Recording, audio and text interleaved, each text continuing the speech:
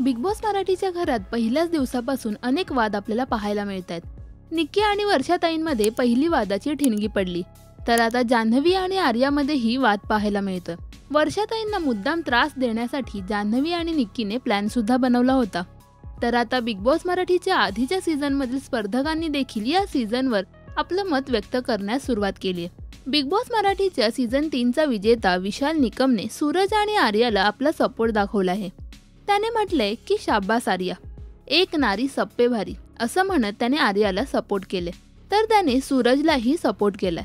तर गायक उत्कर्ष शिंदेने तुम सब उसको डरा सकते हो, हरा नहीं सकते, #सूरज भीड असं म्हणत सूरजला सपोर्ट केलाय. तर निक्की बिग बॉस मराठीमधील सगळ्यात वाईट स्पर्धक आहे असं म्हणत जय दुधाणेने वर्षा उसगावकर यांना सपोर्ट केला.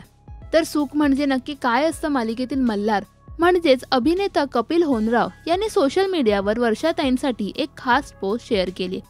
तर त्यात त्याने माई तुम्ही स्ट्रॉंग राहा, त्यांनी तुम्हाला खूप वाईट वागवलं, ज्यांनी तुला वाटेत झोपायला लावलं त्यांची वाट नक्की लावेल हा महाराष्ट्र. आय होप रितेश भाऊ बरोबर क्लास घेतील या सगळ्यांचा असं कॅप्शन देत त्याने वर्षाताईंना सपोर्ट केलाय.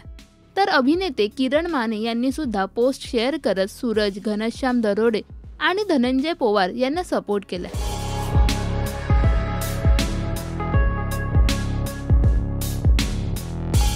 बिग बॉसच्या घरातील कोणता स्पर्धक तुम्हाला सर्वात जास्त आवडतो हे आम्हाला कमेंट्समध्ये नक्की सांगा.